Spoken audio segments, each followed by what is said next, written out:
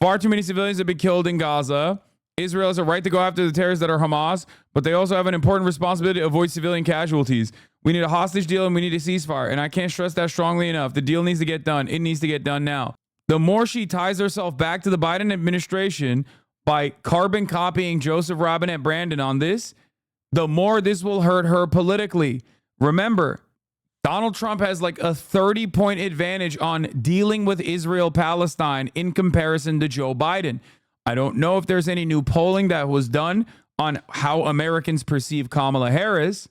They might be deluded and misguided into thinking that Kamala Harris is genuinely different than the Biden admin on Israel-Palestine. But she has to make an effort to separate herself somehow.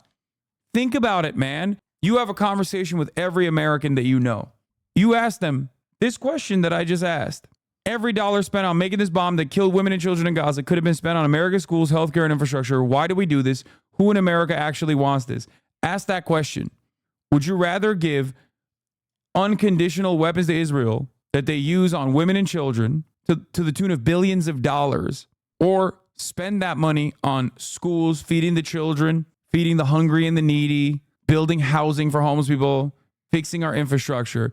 You will never, with the exception of like maybe Rabbi Shmuley and maybe Joseph Robinette Brandon, you will never have a person go, yeah, no, I don't like that. No way. Like you said, there is no, if you don't continue the genocide, I will not vote for you. But there is instead a lot of, if you don't stop genocide, I will not vote for you. Yeah. People where I live will say Israel 100%. Are they Democratic Party voters? I doubt it. I didn't say there are no Americans who would fucking say that. There are. As a matter of fact, Walter Masterson went to another Republican thing, which was on my timeline on TikTok, and he literally addressed that point. Oh, here. I'm afraid that Trump, once he gets into power, is going to take away funding for Israel.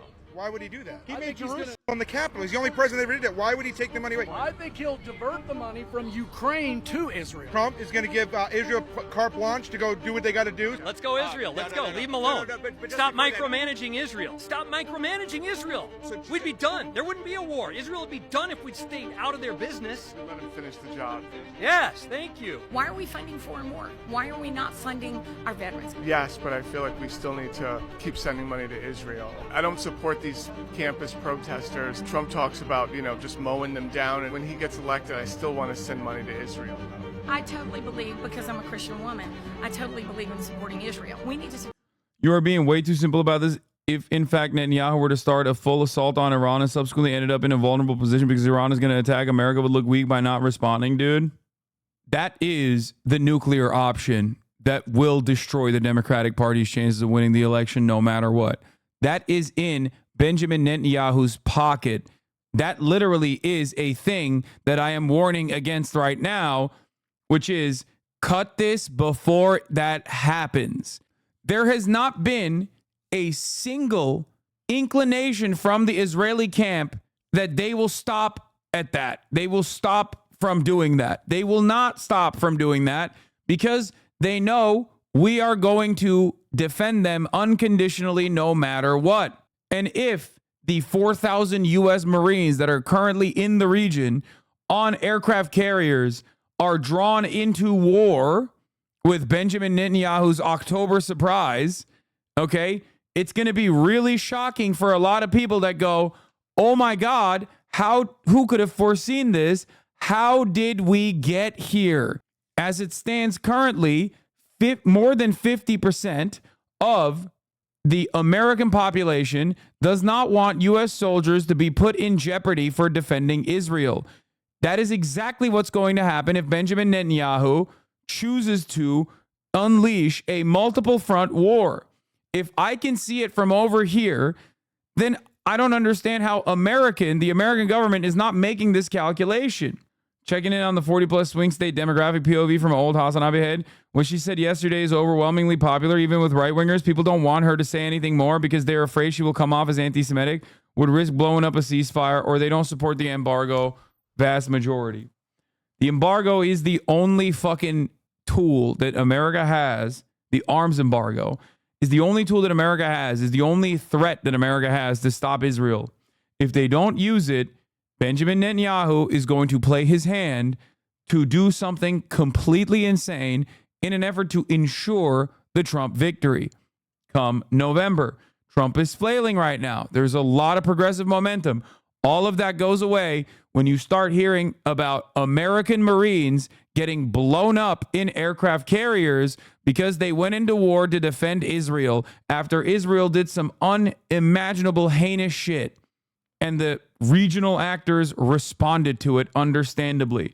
That threat is still in the air currently. Iran and Hezbollah, after waving their red flags of vengeance, have yet to retaliate and said that they will inevitably. A retaliation is going to happen, is what they said.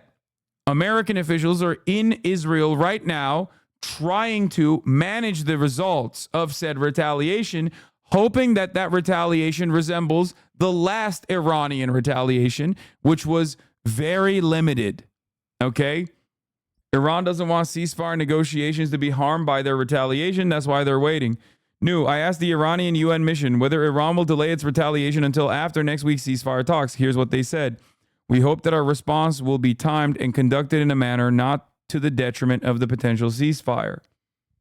In a vacuum, of course, I want Kamala to come out as an arms embargo immediately. Yet we're in anything but a vacuum. Biden and still POTUS wouldn't do shit. Netanyahu would immediately escalate in response.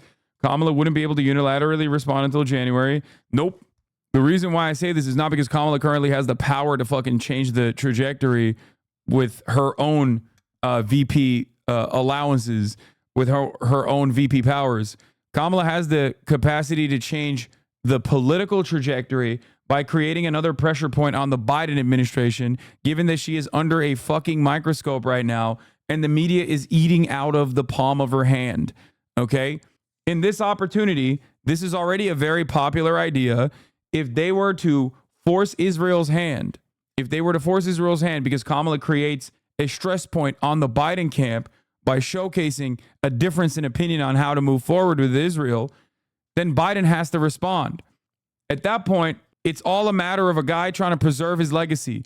Will he want to go down as this unimaginably spiteful ultra-Zionist freak, or will he try to maintain his and preserve his legacy by being the elder statesman that actually did the right thing for fucking once?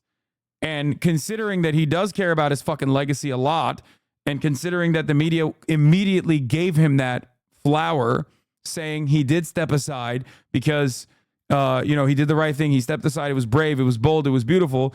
I suspect that he will err on the side of caution and do the thing that he has refused to do thus far. The thing is, we're looking at it from one side. We don't know how it is going behind the scenes. There's a reality that Kamala's avoiding saying things not to risk blowing up a ceasefire because Bibi and especially Israel and news advisors got super pissed. No, you're talking scared.